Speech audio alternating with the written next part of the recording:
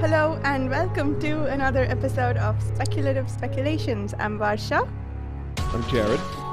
And I'm Chris, not Dan, not Steve. Dan and Steve aren't here today, but you heard the names of the people in the order I like them. Ascending or descending, we'll never find. True today, every week, by the way. Every week. Today's discussion is going to be the third part of Children of Memory. We are talking about parts 7, 8, and 9 in the book. The short story for today is The Star by Arthur C Clarke. We are working our way, as always, through the big book of science fiction edited by Jeff and Vandermeer. The short story for next week is Grandpa by James H. Schmitz. And today we just want to do a lot of theories about what the heck is going on with the planet and anything else that we want to theorize about, and what the heck is going on with Liv and all her lost memories. It's not just Liv's lost memories, as it turns out. That's the one thing we did get out of part 9, was the fact that they are all sort of have this memory problem. Yes. Not totally wiped out, but enough that they lose sense of time and place and what's happened before and chronology and all that. 'Cause a lot of the things we've been talking about for weeks here, you know. I think this is so interesting. Such an interesting book. Yes, it is. It is really interesting so far. The thing that happened, the big thing that happened, I think it was in the second part that we read, was the capture of Miranda, Paul, and Portia. And we saw that Liv saw them turn back from human to whatever creatures they actually are. Right. And yet that is some sort of weird, distant memory, apparently. And in this section, Miranda says that she's been teaching the kids for years now, but she was new when we last saw her. So it's unclear how much time has passed. Are they having memories planted? Are they having memories removed? Is Liv seeing dreams that she thinks are real things? She thinks her parents are alive and they apparently are not. What is going on with Liv? There's a lot of questions there. I actually don't know. Like, I am really stumped here as to what's going on. I'm stumped at the mystery, and I'm flabbergasted that it's not, because I thought the last book was a lot more obvious. Yes. In where it was going. This one, it's not as obvious. I'm lost. I'm like, in a good way, not in a bad way. I'm enjoying it. I'm enjoying being lost. I'm enjoying not knowing what's going on and wondering, the wonder of wanting to find out. So I have theories, obviously, right? But Varsha has theories as well. She's published ones on the Patreon forums under spoiler tags, and I started to read them, and then I was like, no, we are discussing this tonight. Let's not spoil this for myself. So you want to hear my theory? Yes, I do. Okay. So my theory is that the planet is sentient somehow. The waves, the background radiation that the crows have noticed and that Holt before that had caught, the way that it is described as being practically blended into the cosmic microwave background, that, along with the fact that Liv's dreams, there was one specific passage, let me pull up my post about this, but when she's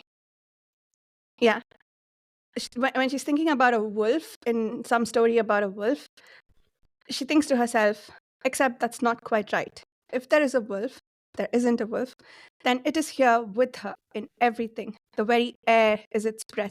The dreams of landfall, its thoughts, somehow.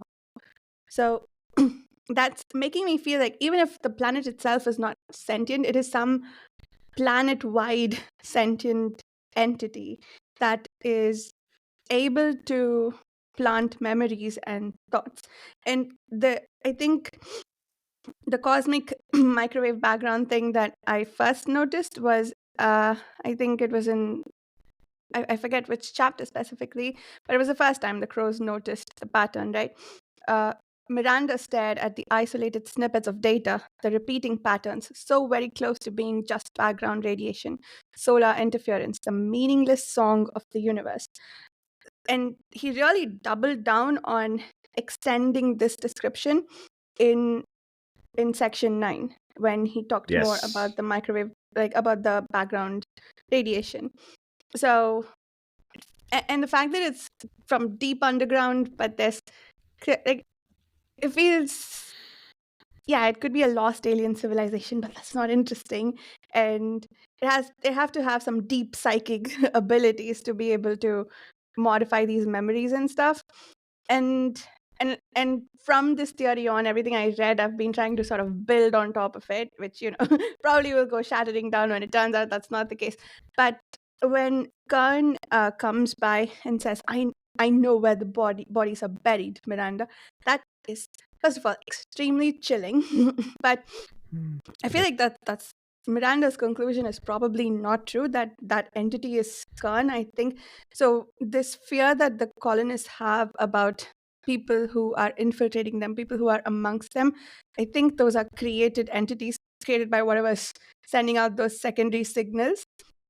And because Miranda is this really complex psychological entity with all of these people behind her, I think therefore there's this focus on her with Khan. And she was even briefly Khan, apparently. So that's not completely new either. She did experience Khan herself at some point.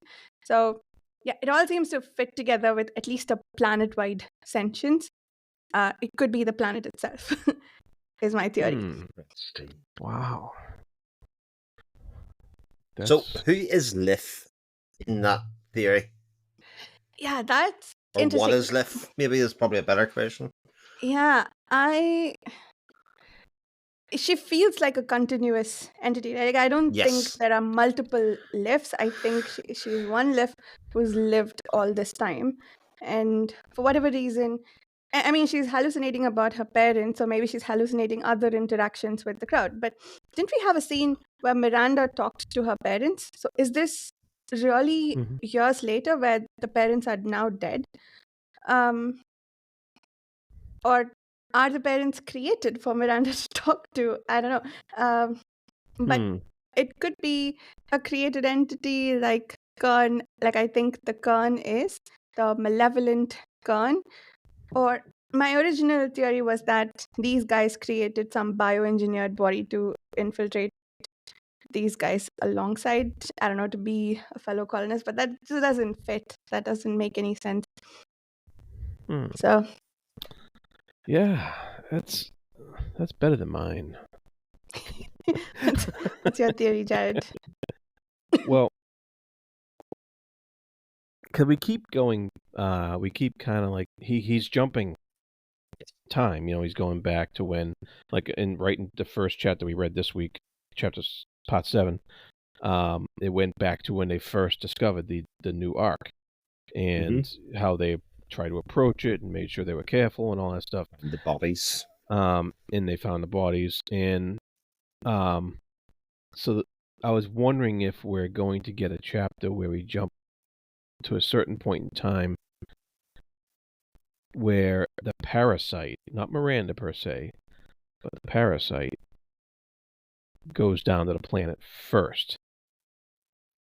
And something goes wrong, and the parasite is either, maybe like Vasha said, infiltrating the planet, becoming the planet, or at least infiltrating the people who did make it down to the planet, and then creating these false memories, or inadvertently creating memories that might not match up depending on its experiences with the Miranda creature and all. I don't know, I just had all these wacky thoughts about the parasite out of control and having and making all these weird memories by trying to have that collective memory that it had, and something's not quite going right, and maybe the radiation of this planet's interfering with it or something like that. So I didn't know if that was was a theory or not, but it was really out of left field. So I mean, that could work because, like, if Miranda, like, if there is a part of Miranda that went rogue, then it could have gone rogue all the way to the point where it's taking over other people and get tracking the electricity. yeah, Sorry, well, Chris, you were about to say that? Sorry, go ahead. one of the lines that was because she mentioned that. Oh yeah, in that chapter, Miranda mentions, you know, a new culture, new history. She's all excited, and one day, new people to be, and in short, an adventure. And I was like, ooh, that of course that word, gives me shivers now after last book. But then and then there was a discussion in chapter 9, where I think it was Kern. No, it was Miranda's point of view still. Yeah. Where she was saying things were different now. Miranda, composed of those now different things, was feeling guilt over past business. She had valued her guilt. It was a hard one, higher function, and it just, I don't know. It kind of just like made me think that that it just gave me this hint, because it's so focused on Miranda, that something's up with this parasite other than it just being Miranda in this place, and I was just going in that direction. We even had the return of, is it Irma? As that kind of horrific form of Irma that was from Children of Ruin. Mm. Yeah. There's no such thing as a not wacky theory at this moment, because everything works at the moment. I think that's one of the reasons I like it so much. It reminds me a lot of Southern Reach, insofar as we can all have vastly different theories, and I can make a justification for why each of them can be right. A lot of the fun of that book was that, it could have went in so many different directions. My theory, which is different from last week's theory, is based around a Star Trek episode, right? So Varsha knows nothing, right? She does it. How big a fan were you, Jared, of Next Generation? Casual, right. Yeah. All that I'll say, and I'll not tell you when it is, this reminds me a lot of the episode All Good Things, right? It's a double episode, so there were 7, I think, double episodes, which are very pivotal in Star Trek Next Generation, right? And this focuses around the idea that they are caught in a time loop, or they're caught in a time bubble, right? And the time bubble means that they relive the same events again and again, but different things happen. And the nature of time bubbles are that as the more that they loop around, they contract and get smaller, and the world starts to degrade and destroy itself, right? Because the world is getting smaller and smaller. And the voice that they may have heard before may have been themselves. The other presence on the planet may have been themselves from another version of the time loop that they see before. Nearly the identical thing happens in Star Trek. And Kern and the witch could be Kern trying to rescue them from outside the time bubble, and then getting interfering with the signal getting back. Oh, that is so cool. And if anybody hasn't seen All Good Things in Star Trek Next Generation, that double episode is fantastic. Now, the question is still there about Liv, because I do think you're right. Her chronology seems to be that she sees it more linearly, nearly as if the time bubble's based around her, so to speak, and the events that happened to it. The thing that doesn't make any sense in that theory is the events around the weather and the ripping up of the Earth. And all of that kind of stuff. It fits much better with your theory, Varsha, which is this kind of sentience life that the planet has in its own right. So it's so many cool things could be possible here. Yeah. Like, that's the thing. Liv is the center of it all. There's no doubt about it. She sees time differently than the rest of them, and she seems to be indestructible because, in theory, she was dead, Yeah. but fine. Yeah. She felt no pulse. Miranda felt no pulse for a moment. And then she just woke up. Mm-hmm. And I had the crazy... Sorry, go ahead. I was going to say, and it was almost as if the planet was protecting her. You know, Miranda went to reach her, it ripped the Earth apart to kind of separate the two of them up. So they're obviously two sides of something. Yeah. Yeah.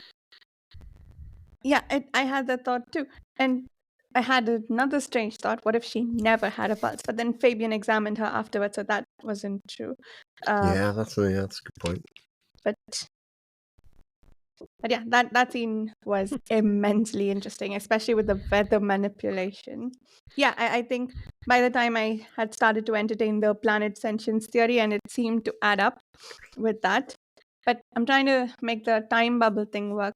So Khan is external and trying to pull them out, let's say. Mm-hmm. Then I don't know, maybe that's causing some breakage that's manifesting as a time bubble. There's also... In the Star Trek episode, the bubble is starting to shrink insofar as the world's getting smaller, or their perception of the world's getting smaller, and they have a perception of othering in this world because they hear the echoes of past times and that kind of stuff. So it's that idea. What really centered around is this idea that Miranda sort of has forgotten the events of Chapter 9. When we read Chapter 9, the reasons when she's saying, "Oh, I could be a teacher within this world," like this is where they all seem to have lost the sense of why they were there in the first place. They just seem to have been living this existence for a long time and forgotten about it. But interestingly, their experiences all seem to be very different of it, because Portia seems to have a better understanding at one point. That scene that we're talking about when they go to meet Kern as the witch, she has a recognition that Miranda doesn't. And again, I wonder if their perceptions and their experiences through the time loops, etc., are slightly different. Because again, Liv has that idea of when she's living through a certain time of that feeling of deja vu.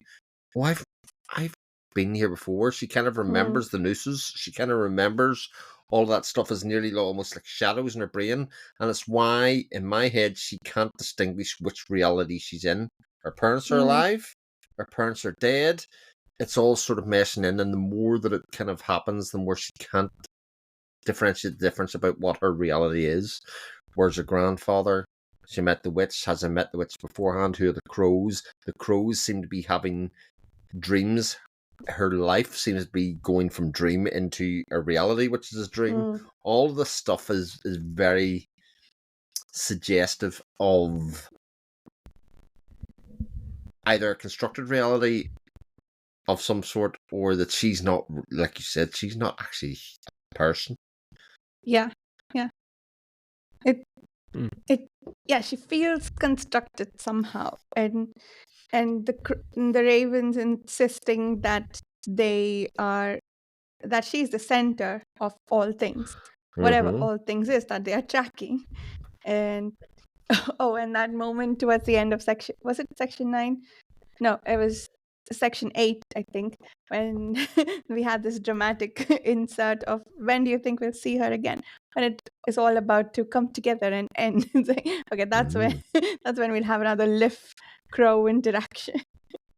Yeah, I love those crows, man. Yes.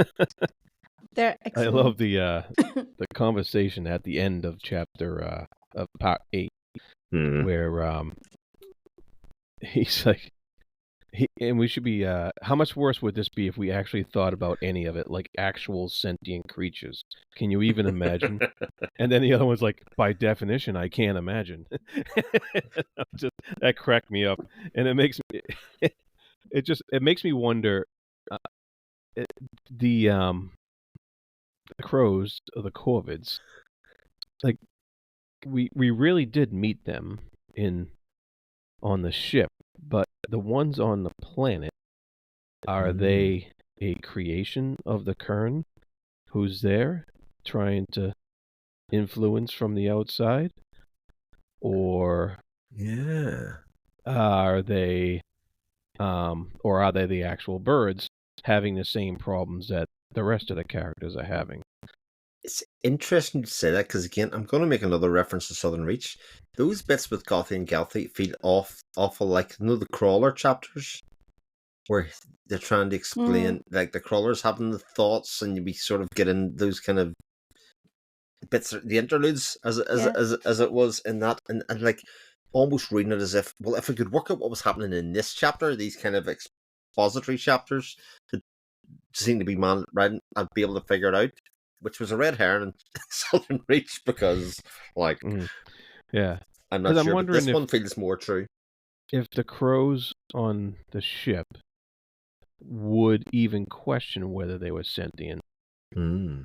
And Yeah. these crows, are they questioning it because they know they're creations of Kern, or are they questioning it just because that's just how they question everything, and you don't know. It's just because they're so, the way that they're intellectually engineered, whether it's through natural selection or not, that's just how it's going to come out. So it's quite the interesting conundrum. That's also interesting because we haven't seen any Gothy-Getley interactions on the ship. We've only seen them on the planet. So yeah, other than taking stuff apart and putting it back together. Right. Yeah. We haven't actually seen conversations between them.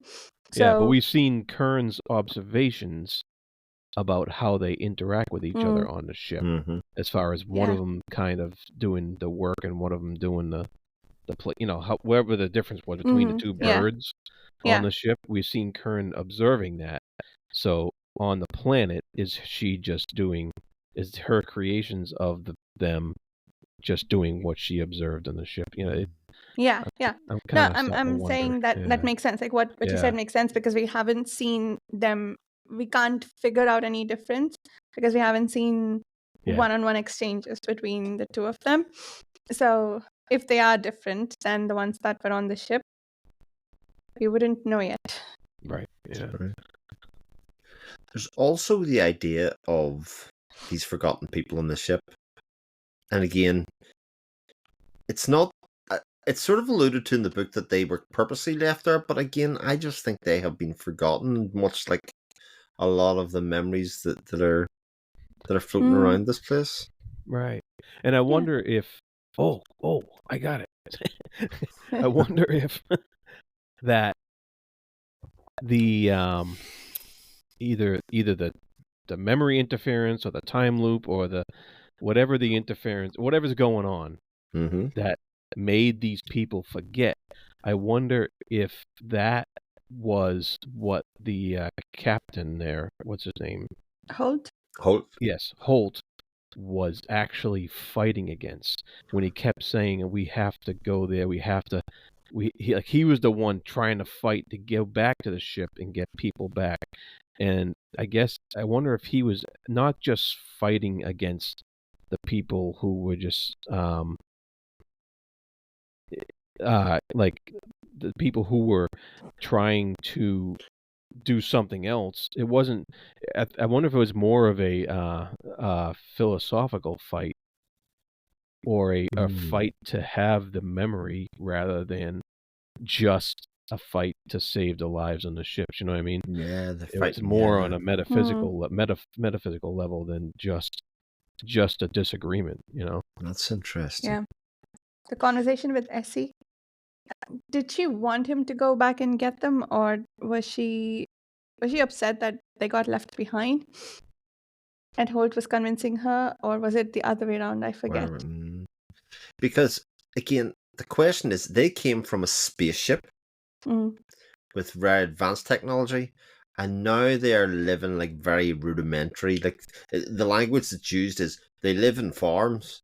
They they don't use science. They use they've almost regressed in a lot of ways. So it's like, why, how? Especially if there's expertise in the ship, they could have called them down. They just sort of colonized and then had babies. I like that section a little bit. Yeah, why was the expertise lost? Why was the knowledge lost? Other than the other than having generational need to work that hard to eke out an existence that you don't have time to pass that knowledge down, there isn't a time to, you know, make that advanced knowledge passed on without because you have to work the farm. You have to when you're 8 years old or whatever. And so that will require a lot of time to pass. And of course, in the case of Liv, she's always a girl. She's always a little girl. So what's going on there? Yeah. Here's a question, right? Something just occurred to me. All of the inhabitants of the planet in the now are not from the ship. They're all descendants. So the expertise that would have come from the ship, that they would have, in theory, would have been teaching on, is dead. It's not like the nanovirus with the spiders, where they're kind of the latent kind of genes kind of carried that through, that intelligence through that. I can't remember what the word they used for it. Back in book 1, but that idea that it was in their genes, and as long as they laid spawn, they could continue to grow. So these are all people that were born and only grew up and raised on landfall, and especially if the nutrients aren't in the soil, it's a damn planet, etc. Maybe it's almost by design that they can't do that, so it's been kind of bred out of them in some ways. It has some echoes of Earth Bites, doesn't it, in terms of focusing on the survival rather than the knowledge that won't potentially be necessary until they get to the point where they build a sufficiently large civilization. It definitely has that feeling. For those that have me follow along, that's Earth Abides by George R. Stewart, which we did in the SF Masterworks reading long, which is a dystopian future novel. But that same kind of thing. If the population is so small, like it is here, at a certain point, sustenance is all that they really are looking for. They're not looking to maintain the standards of living that they had beforehand. It is not interesting to them. Not looking to rebuild civilization. And there are parts that are making me wonder if everything is a sham, like all of it is some strange hallucination. In particular, Liv's dreams about being the last one left and everybody's gone.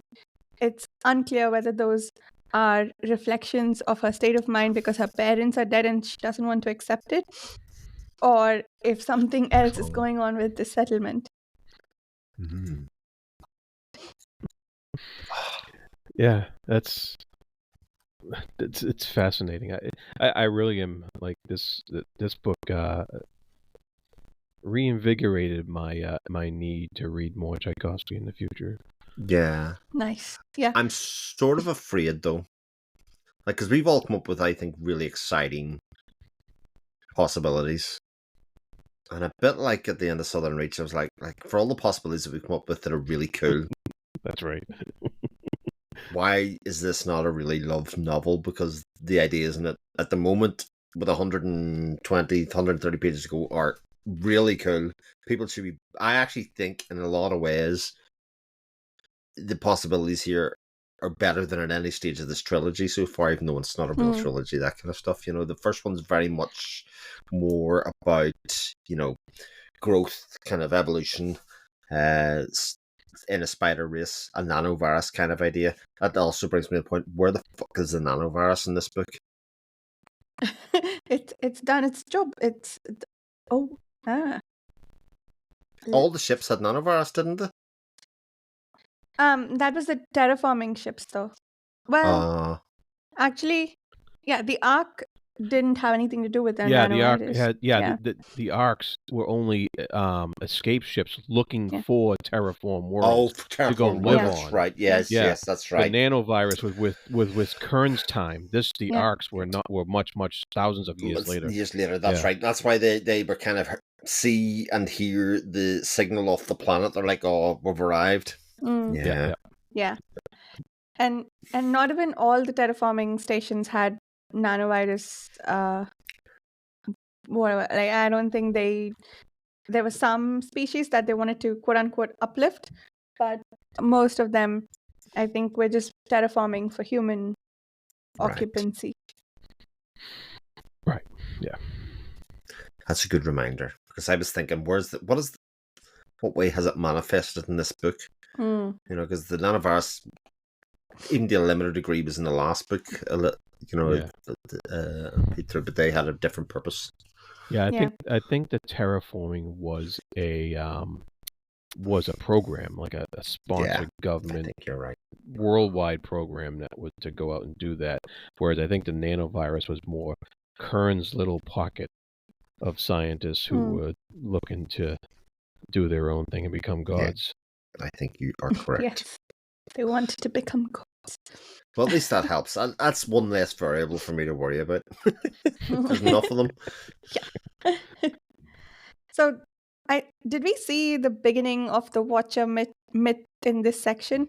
Because they sent a remote thing down, a drone, for observation, and they had a scene where a village full of people was staring at the drone, right? Mm-hmm. And that makes me think that that's where the Watcher myth came from. They don't know where the drone is coming from, and they're just generally scared about somebody watching them with that. And also, the remote got lost. Fabian can't find it. That's right. It seems to have forgotten that it even was there, that there was a remote. You know what I mean? This version, the old version of it is like, oh, what about the remote, all that kind of stuff. But this one, Yeah. they're not even worried. You know, not even a concern. Yes, they and we haven't at least seen them think anything about the planet, the secondary signals. And yeah, this Miranda keeps having these memory lapses where she's like, I thought we just made up a farm that we came from, but there's actually a farm that we all live in. That is very suspicious. Why does she keep forgetting that they have a farm? Yeah. Or even what direction the farm was in. Do you remember when she was picked up lifting? She was like, where is Portia's farm? And she just kind of heads off in a vague direction. And she ends up there, which makes me think the location of the farm changes and the location of stuff changes in my loop theory. Yeah. Kind of like the witch's location too, right? Yes, exactly that right. Seems Again, to be people changing. can't point where it is. Yeah. Yeah. And what else? Yeah, in terms of the ending, I feel like the way quickly, sort of spoilers for Southern Reach, not quite, but for anyone who's listening to this without having listened to our Southern Reach episodes. But I'm going to say the way Southern Reach ended, it felt slightly, I mean, I loved it, but it could have felt unsatisfactory for the reason that it didn't explain anything. The way it wrapped things up was, we can't explain this. So it is what it is, accept it and move on. It's even called acceptance. And I think this one will give us an explanation. Whether or not we are happy with it remains to be seen. But I think they have to help us figure out at least what the heck is going on with Liv and what there is such an intense focus on those background signals. I feel like we have to find out what it is. And in the case of a time bubble, that would be interesting, how they try to get out of it. In the case of planet sentience, I feel like we might have another let's all be friends ending with the planet somehow. It's a bit like the planet is having an allergic reaction to the humans on its surface, right? It's sending out secondary. If it is a planet sentience and those seekers are beings that the planet is manifesting somehow, then that is very much an echo of the Nod organism, which could also potentially explain the focus that Planet Kern has on Miranda. In my theory, Planet Kern has on Miranda. But Yeah, I don't know. It might be none of these, but whatever it is, I feel like we'll at least attempt to tie things up. And I would be disappointed if all it turns out is that it's Miranda gone rogue. I hope it's more than that. But The bit that's interesting for me is Miranda is she's sort of a conglomeration of everything, because obviously she's a generation followed from of capital H human. You know, mm, she's obviously been living with the nanovirus spiders, and she's also a descendant of Lamptey in some ways, so she has some of the nod in her as mm, well. So Yeah, well, she is Nod. She is Nod. she is nod, yeah. She's her Miranda is a replicant of the original Miranda. Yeah. So the question, especially when it comes to Kern, what she's looking for, when no one did turned up and says when Liv goes, well, here she is, here's the outsider she asked me to bring her. And she sort of intimated that where's the rest of them? It's almost like the planet or Kern or whoever wants all of the Nod beings that are in and mm, around the place so that it can do what it wants with them. And actually, that little bit mm, by itself just isn't enough. It needs all of. I mean, we're assuming that's the Nod bit that she wants. Maybe it's mm. the nanovirus is what she wants. That could be a red herring, so to speak, into making Yeah. us think that it's Nod that she wants rather than nanovirus. So. Mm, Well, nanovirus is now dormant. Oh, I don't know. It's yeah. so many possibilities. There's also the fact that Lev just called out to the witch and she showed up. Yeah. What's that about? It's just like me and Jared every Friday night. Varsha says a message out and we just appear. It just appeared. Mhm. So the lift just has the internet and we didn't know. Okay, No, okay. so the question is, are me and Jared constructs or capital H humans? If Oh. we were sentient, we could answer that. By definition, we can't be philosophers. Which one are you, Jared? You got the or Galthy? Godly. Which is which Love again? Who's thought and whose memory? I don't remember. Memory's Galthy, I think. Well, Okay. I've probably got that. A 50-50 chance of being right, and I probably got it the wrong way around. Back to your time loop theory. Oh God, no. What if that's true? What do you think caused it? I think the time loop was already happening when they got there, and they basically inserted themselves into it. Like, so Liv was already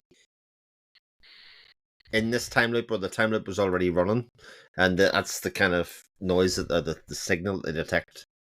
Well, I'm wondering if, because remember back in book 2, where it was suddenly really convenient for the octopus to invent this means of travel by folding space or whatever. What if actually something went wrong with that? Because it was so like, oh, we can do this now, and it was so wrapped up and so there simple. are no side effects. Yeah. No side effect. Yeah, it was just like, oh, they can travel fast in space and faster than the speed of light, and it was like there was no side effects to it. There was nothing. I wonder I would love if that was the case. If your time bubble theory is tied into that, and he's actually having a side effect of that technology that they developed with no problems, you know.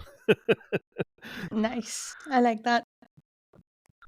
That is such a cool idea. I actually love it. Yeah. All right, we can just close the book up in there. I actually like it so much I don't want to read anymore, just in case it's not that. In case it's not, see if it's not that, I'm going to be so disappointed. It could be amazing, but it's not that, so therefore 3 stars. we still need to understand Liv, though. That's why we need to finish the book. But it would fit in with your theory that Liv is the planet, you know. It's the inquisitive part of trying to work out who these people are, what they are, all of that kind of stuff. Interesting. Yeah, some kinder manifestation of the planet. Or the child of the planet.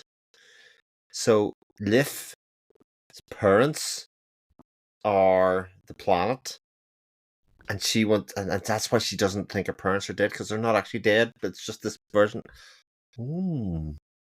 There's too Ooh. many possibilities. Honestly, my head's going to explode. Yes. With I want to finish the book this weekend. everything works. Everything's a possibility. To anybody out there who's a writer and listening, we just threw a shitload of ideas at you. So there you go. Run with it. Well, as Adrian Tchaikovsky said beforehand, he often has these points where he likes to explore, genesis of ideas, and then he breaks off in one direction, and then he goes, right, well, I sort of like the setup of that book, so I'm going to set up a similar book and kind of jump off at a different point in a different direction from that. He's well known for doing that, and I can see the appeal of that as a writer, insofar as, oh God, which one do you pick? Oh, we'll do that one, and then it goes well, and then you go, well, let's see what would have happened if it would have turned right. Yeah, and done that. And that's kind of what this series is, isn't it? Yes, it is. That's true. Yeah, exploring the same pattern or theme with different settings. I love that. I love the running thread through this series and what he's done with it. And this book is so different.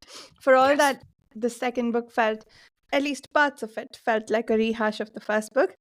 And a lot of it wasn't. This one is so different. Yeah.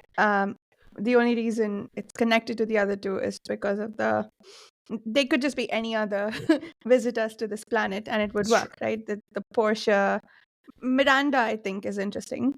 Her connection to whatever's going on. But we didn't need the spiders and the octopuses to necessarily keep this interesting.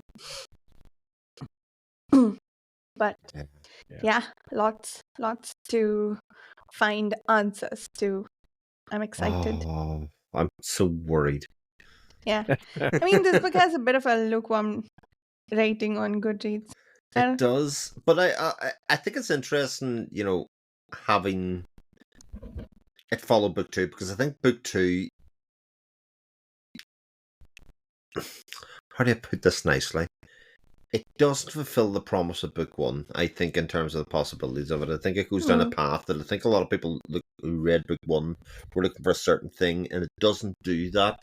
And so you jump to book 3, and it's so different again that it sort of feels maybe disconnected, whereas I'm just sort of loving its embracing of science fiction as a concept, I sort of feel like it's been a while since we've read like a proper science fiction book insofar as so many possibilities, So what do you think this means? These are the crows again. It's all about the crows. Okay. One of them says, I still don't know which one's which, but one of them says, I see where it all fits now. All the different ripples can be traced back to their source, Holt, Liff, Miranda. And then the other one says, ourselves, because we need to adjust for all the ripples we make, measuring everyone else's ripples. But we have it now. So what do you think that means? How does that tie into all of our disparate theories? Interesting. What do these crows know that we don't? A lot.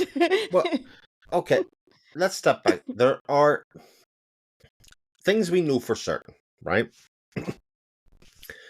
There are non-finite endings and multiple of them for each character here, right? Because obviously Miranda, Portia, Fabian were hanged in one version of this.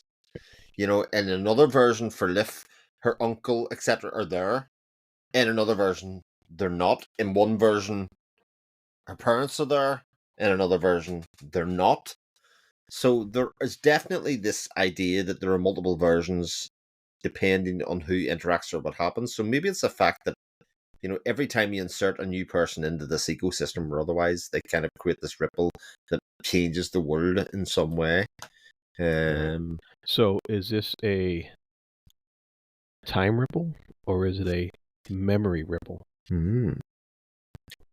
Are they all living in the Matrix kind of thing, insofar as they're in this sort of continuum or construction simulation, so to speak? And they hit reset the simulation and go, let's go again. Ooh, Interesting. And it's Yeah. the single, And then they signal they mentioned, hear. then the birds mentioned that they need to remove some of the chaos so that the people can get on with their placid little lives. So, the people are real people, but there's something happening that's not allowing. Here's another idea. What if some of Nod has escaped and is trying to rebuild and change the planet itself?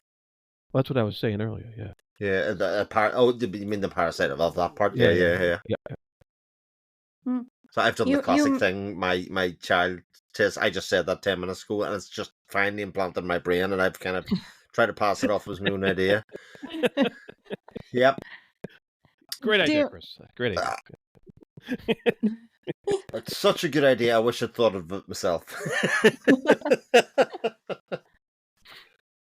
Do you mean separated from Miranda and escaped somehow, or Mhm. from the planet itself, from Damascus, or not Damascus, the other one, Nod, from the planet itself? Yeah. Why? Because it's not just Miranda.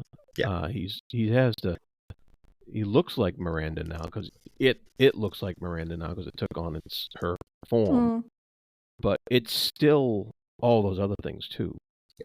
And it does have the capability of being in, like, not just one one thing. Yeah. It has the capability, like earlier in the last book, it was in, Baltil and Lampy Beltiel and the other woman and the other guy, and all at the same time. Mhm. And it transferred, it moved, didn't it? Yeah. When it was locked in a confined space, it was like it took over the other person by the invasion. Yeah.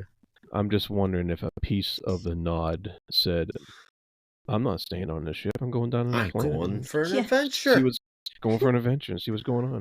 She did seem to have a bit of not quite trouble, but she had to sort of tone it down a bit whenever her Nod parasite creature started to get too excited about an adventure. Correct. So Yeah. it does make sense. Hmm.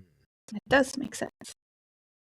That's it. I hope that's not the answer. I want it to be something cooler than. I have an idea. What if I it's think a that's a cool time idea, loop? Hmm. Oh, What if it's what? What if it's a What if- time loop? that's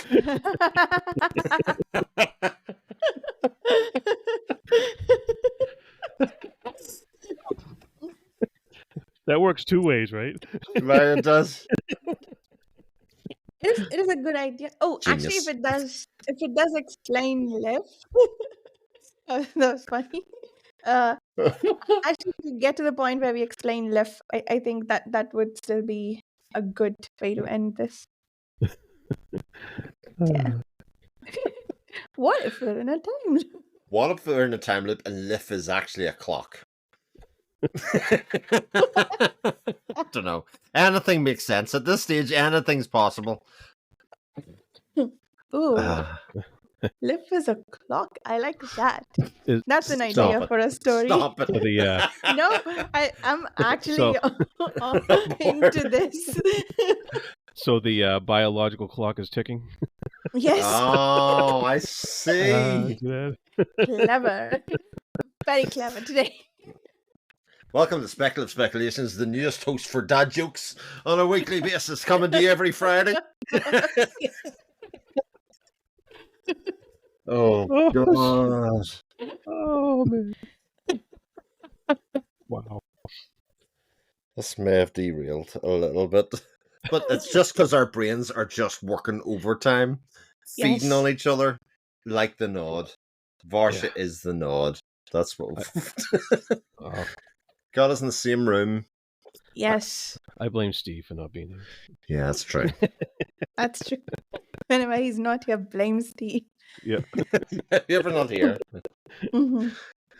And Dan. Yeah. Cool. I'm trying to think if there was anything else that was interesting. That was a lot.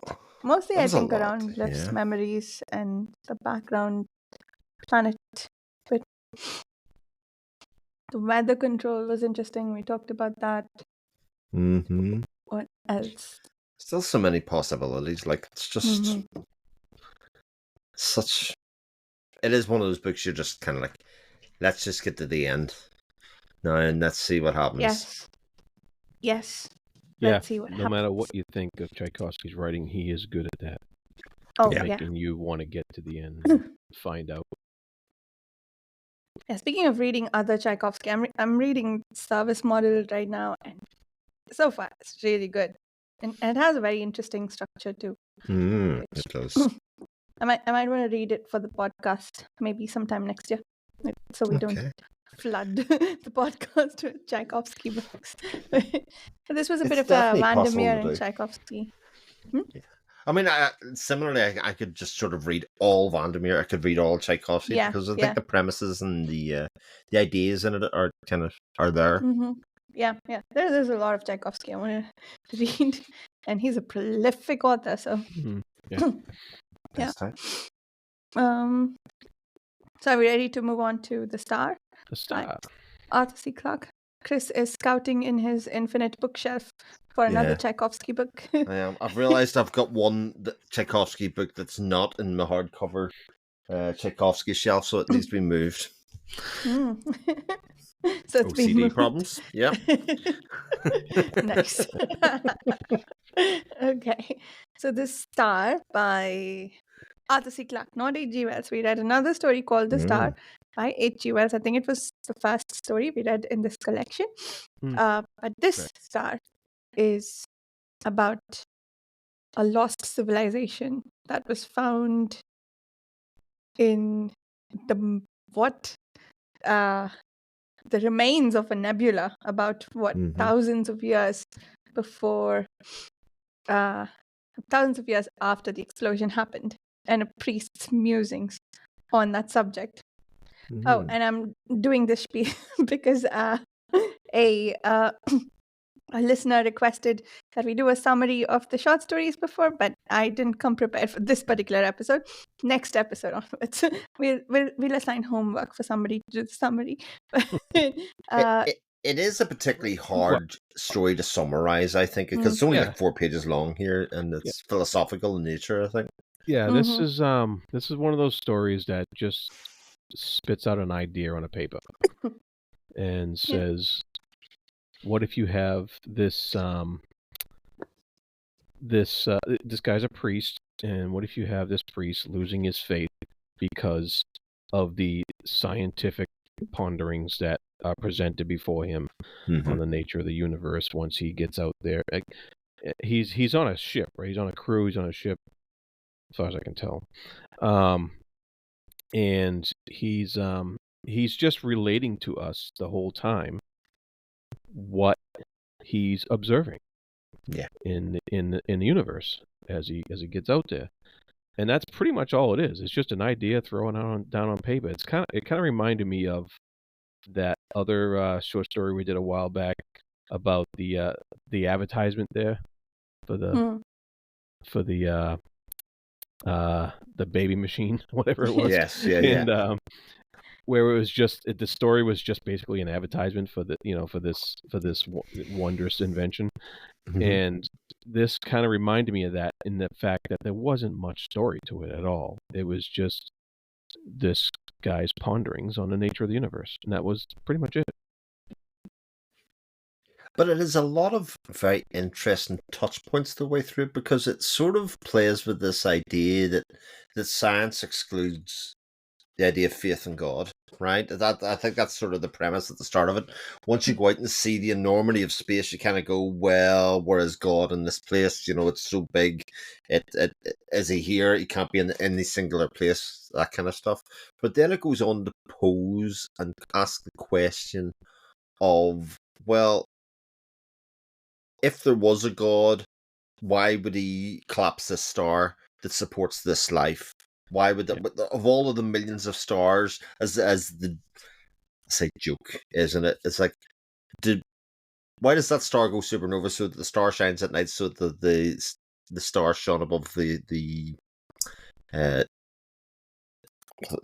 stable in Bethlehem? That kind of idea. The Christian ideology in there of the birth of Christ, and the fact that maybe that life or the planet around that star supported life and millions of people were killed to satisfy that Narrative. indeed. Yeah, and I think that whole idea, it is, I think it's a sci-fi author kind of playing with the idea that maybe these things aren't quite as disparate and as separate or as easy to exclude as you may think. People have stance to say, well, I'm a person of science, I can't be a person of faith as well. And, just say, like, without being judgmental, maybe it's just not quite as easy as that. I like that. And it was interesting that the priest belonged to an order that has had a lot of astrophysical discoveries, which that's not a real order in today's world, right? It is some futuristic thing. I don't. Is there a church that contributes a lot of? Could be. Well, he was making I think he was making Clarke, the writer, was making a nod to the fact that during the Middle Ages, because he did mention a couple of dates in here, like 1050 something or whatever, and 1572, and he was making a little nod to the fact that during the Middle Ages, the church actually sponsored a lot of scientific research Okay. during that time, and I think this character is a throwback to that type of priest or organization or branch of the church that actually wanted to discover things instead of repress things like we've come to know in more recent days. But so I think there was a nod to that, and then the character's exploration leads to his disillusionment, eventually by the end of the story. Yeah, and it was interesting how that disillusionment built out. Like we started with the knowledge that he is starting to feel a bit disillusioned, and we went through several points in the story, each of which could have been responsible in and of themselves. But I think it was the final reveal that this happened to like something that was celebrated was caused by some utter destruction that happened elsewhere, so the need for that, of all the things that happen on Earth that could cause similar questioning, this I think seems to have hit harder than anything else. And so first it was the fact of the supernova itself. Next it was finding that lost civilization that had painstakingly built out its what memorial and the thought that he has there, I thought was really interesting, where he said civilizations rise and fall all the time, but this was such an act of God to have destroyed it. They had no hand to play in their own destruction. All they could do was protect whatever they could, and then the final reveal, I think that build up to that, I thought was done rather brilliantly. I really thought it was going to end with, the supernova somehow brought some microorganisms to Earth and caused the beginning of life. But no, that was the star over Bethlehem. Okay. Star 2. Star 2? The Star 2. Return of the nebula. Return of the light. Or the nebula strikes back, it really should have been. Oh, dear God, I messed that up. God damn it. The star strikes back. The star strikes back, damn it. All right. Any other points about this story? No, other than that, I quite enjoyed it. One, enjoyed its length. Yes. And, that's always a plus. And two, it is short enough to not outstay its welcome. It kind of has its points and just kind of lay it out there. Yeah. No, I definitely enjoy a nice philosophical meandering. every once in a while. It was nice. Yes. Yeah. I feel like you kind of have to enjoy Malazan as much as you did. But, That's true. I meant to ask, have you both read anything else by Arthur C Clarke? And what did you think of this in comparison to that? I Jared's have not. nodding. Yes. Yeah. I read 2001, A Space. No, not that one. I read Childhood's End. Oh yeah, which I think I read that which too. dealt with similar themes. The Right. disillusionment of religion. Basically, aliens come down to Earth and they look like the prototypical devils, with the horns and stuff like that. Mm-hmm. And so they come down to Earth and say, no, we're not devils, we're aliens. And they, and from there, chaos ensues. But and it's very Childhood's End is very similar actually to Rejoice in that the aliens have the power to stop people from making all their mistakes and stuff like that. Right. And of course there's a bunch of humans who are against that, and so it sounds like no fun. Yeah.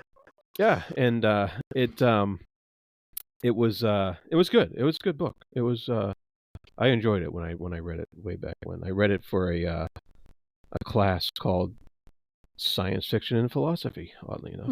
Nice. Interesting. Sounds like a good class. It was a great class. Instant A. Instant A. Is that why you took it? Yeah. Oh, absolutely. Keep that GPA up. Yeah. Was 9 Billion Names of God by Clarke or Asimov? I forget. Yeah, it's outside my Clarke. comfort zone. Yeah. What was that? The 9 Billion Names of God. That's I don't know. a short story. We have to read that when we finish the big book of science fiction. This one, or maybe take a break and read 2027. Yeah. 2026. Just pile it on. We'll Hyperbole. So if anything else to add before we start to wrap up? I'm good. Okay. Fun week. Yes, it was. I loved theorizing with you guys. So so we will be finishing Children of Memory next week. We aren't sure what we're reading next, but some of the possibilities are Jade City and Windup Girl. I think those are the two options. Mm-hmm. Jade City was technically second, so that might be what we pick, but we'll have to run it by the rest of the group first. And the short story is the James Schmidt's story, the Grandpa. Yes. So that's what we'll be reading next week.